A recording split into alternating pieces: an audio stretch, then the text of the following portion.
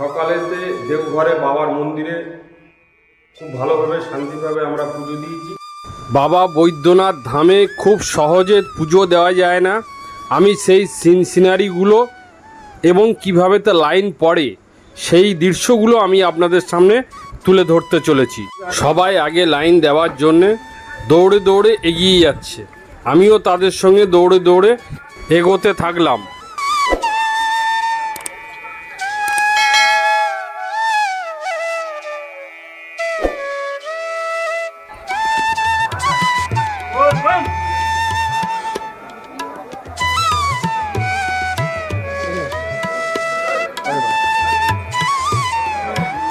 মন্দির থেকে লাইনটা এই পর্যন্ত চলে এসছে, মানে আমি কয়েক হাজার পুণ্যার্থীর পিছনে এসে লাইন দিলাম। ভোরের আলো আস্তে আস্তে ফুটতে শুরু করেছে, আর আমাদের বাবা বৈদ্যনাথ ধামের বাবাকে পুজো দেওয়ার লাইনও আস্তে আস্তে এগিয়ে যাচ্ছে।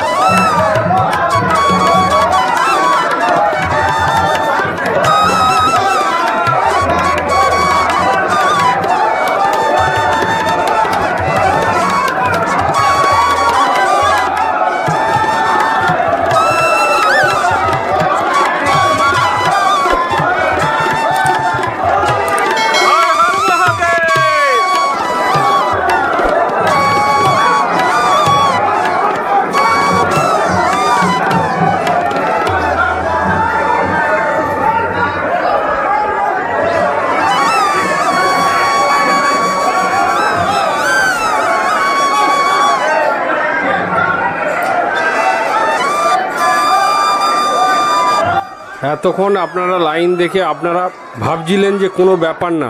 মেন লাইনটা এইবারেতে দেখুন যে কয়েক হাজার লোক এই খাঁচার ভিতরে আছে, এবং এই খাঁচা না হলেও কম করে 50টা লাইন আছে।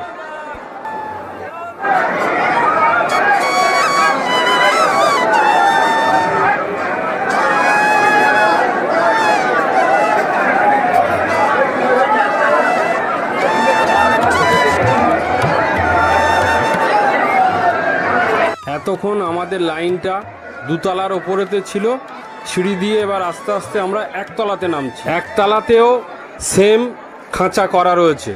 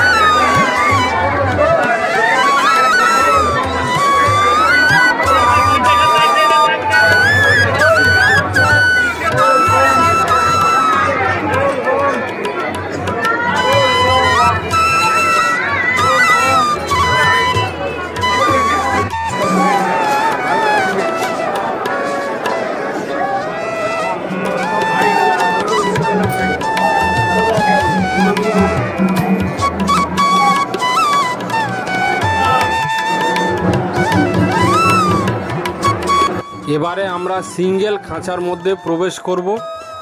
আর এই সিঙ্গেল খাঁচা একদম বাবার মন্দিরের গেটে গিয়ে শেষ হয়েছে।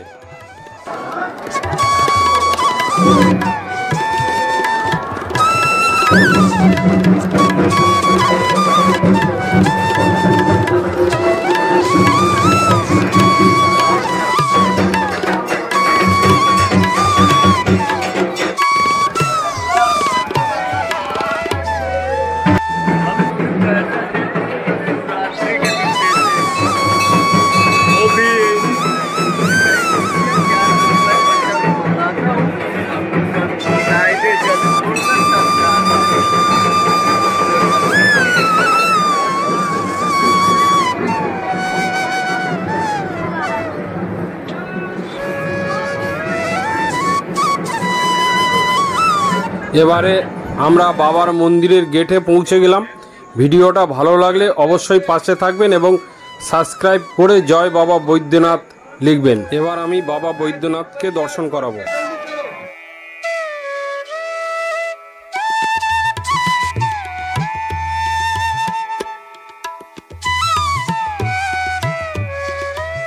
নমস্কার, আমি রঞ্জিত আর আপনারা দেখছেন রঞ্জিত ফুডব্লগ। বর্তমানেতে আমরা দেওঘর বাবা বৈদ্যনাথের মন্দিরেতে রয়েছি। আমরা ভোর 5:05 লাইন দিয়েছিলাম, 7:45 আমাদের পুজো দেওয়া কমপ্লিট হয়েছে।